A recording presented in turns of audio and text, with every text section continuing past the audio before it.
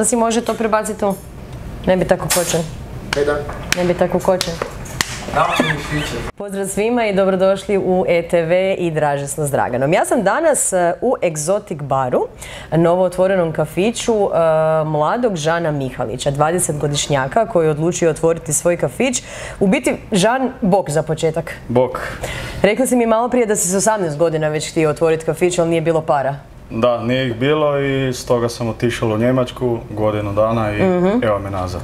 Ali ono što je u biti specifično kod tebe je da nećemo mi sad tu pričati o tvom kafiću i o tom nekakvom kako si ti skupio novac i tako dalje, nego ćemo pričati o tome da je tvoj kafić u biti poseban po tome što je svojevrsno i nargila bar, možemo ga tak nazvati. Možemo ga tako nazvati, da. Znači u ponudi imam šiše, to jest nargile za pušenje. I u tome vidim potencijal, pošto ga nema nigdje u cijeloj županiji. I stoga sam dobio ideju, stalno sam slušal, nemamo kam ići, idemo u šiša bar.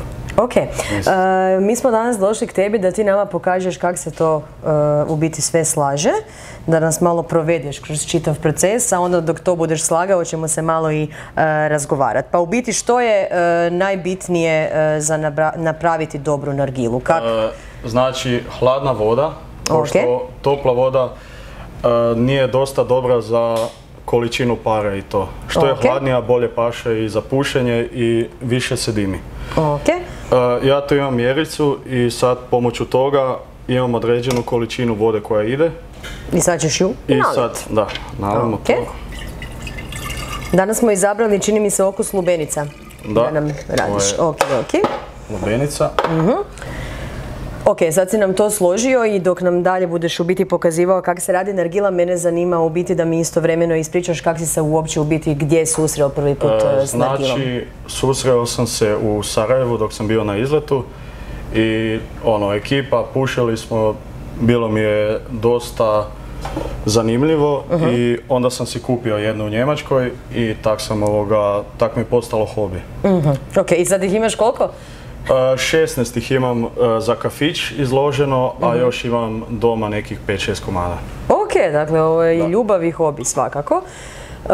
Daj mi reci kako ljudi koji ne puše u biti, kako reagiraju na nargilu?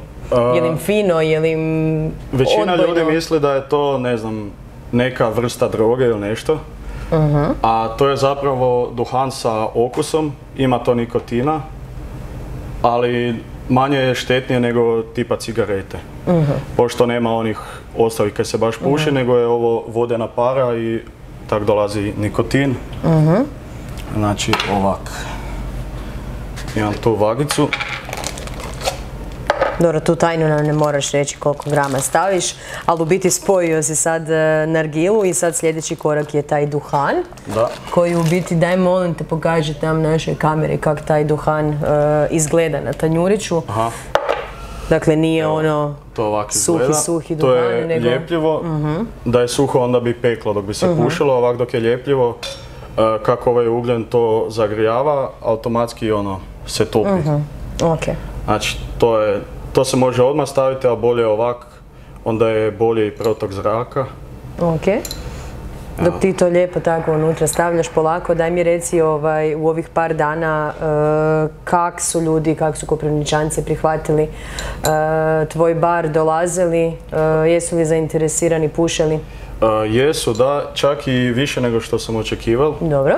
Znači, dolaze većinom ljudi koji su već pušili po Bosni, Zagreb i to, ali dolaze i neki novi pa me pita onda za savjete kako se to puši i to sve. Više preko dana, preko noći? Najviše popodnevna smjena, znači noć onda dok je sve opušteno, muzika u pozadini, oslabljene ledice, onak slabo se vidi. I to ljudi vole, ne vole dok je puno svjetla i... Dakle, Lenišće će od sad mirišati cijeli kvart po raznoraznim mirisima. Više ne kupujem one osvježivače. Ne. Znači, ovo ti je bila u biti želja 2 godine i 2 godine si na neki način se pripremao i skupljao novac. To mi je bila želja i nikak i onda sam idem riskirati, možda mi uspije. A tvoje iskustvo je kakvo u ugostiteljstvu? Završio sam za hotelijera, ali nisam se toliko bavio time, bio sam na bazenima na praksi i to je to. Ali već sam polovao puno toga i nije mi uopće bed. Koliko ti treba da složiš jednu nargilu? Nekih 7-8 minuta. Ok. Jel su ljudi nestrpljivi dok čekaju ili shvaćaju da ipak ne možete? Shvaćaju da treba i još dok im donesem, kažem im još 5 minuta pričekajte, onda bude počelo. Pošto je duhan hladni, a kocke su tople, vruće i onda ne stigne se tak brzo zagrijati. Ok, sad smo napravili to koje smo napravili, koji je sljedeći korak? Idem po kocke i onda možemo početi. Idemo po ugljen, može. Evo kockica, znači stavimo ih što bliže, tako da ne bude udaljeno. Izgleda onak ko rahat lokom od ruže. Ako je udaljeno, onda nije dovoljna toplina. Aha. Malo se puhne i sad stavimo šlauf. Ok. Znači, i to onda to tak izgleda. Tak nekak složim. Stavim higijenske nastavke, znači to ide za svakoga koji puši. Cange su tu i onda si gosti mogu tijekom pušenja malo protresti kocke. Ok, a koja je svrha toga? Poduči nas? Zato što nakon nekog vremena se pepel napravi i onda to zna padati u okus. I onda je bolje ako se tak malo stepe. Ok. I sad se čeka nekih 5-6 minuta. Može se i slobodno malo vući da ovaj zrak ide van i da dolazi novi s vodenom parom. Znači u biti takav proizvod donosite za stol i dalje ekipica u biti. I onda uvijek dođem, pitam da li je sve ok sa šišom, da sve štima. I nekad znam naknadno donijeti kocke, ugljena još i onda to još produlji nekih pol sata pušenja. A znači koliko sa ovim prvim kockama koje doneseš? Sa ovima je između 60 i 80 minuta. 2 osobe? Da. To je čisto lijepa minutaža. Da. Koliko okusa imaš?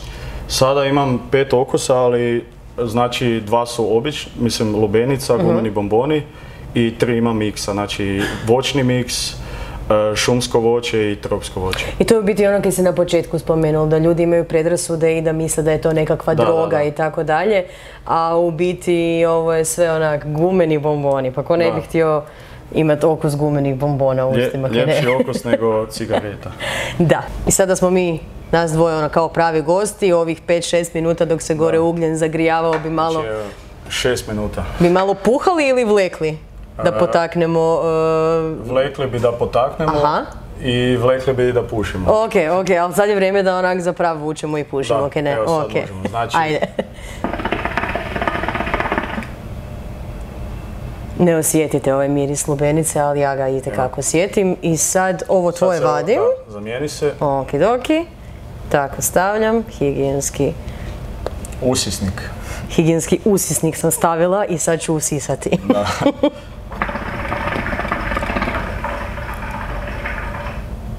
Što savjetovati ljudima koji ne puše, da se ne bi malo onako prenaglili pa previše možda podamfali, kak mi to po domaći velimo?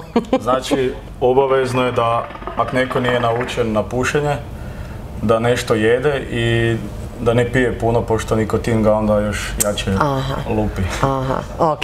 A sad ti onak zapravo potegni, da nam pokažeš kakav to dim se može nad nas nadviti. Ljudi moji, Žan Mihalić. Evo. Jel znaš neke trikove možda? Znaš ono kao... Pokušavam. U kolutovima i tak to iz... Pokušavam ih još naučiti. Ali još treba prakse. Žan, hvala ti. Hvala vama što ste došli, što vas je zanimalo i nadamo se da će neki ljudi vidjeti i posjetiti me. A vi slobodno prošećite Lenišćem i ako slučajno ne vidite Exotic Bar reklamu, osjetit ćete miris i samo uđite i uživajte. Ajde bok!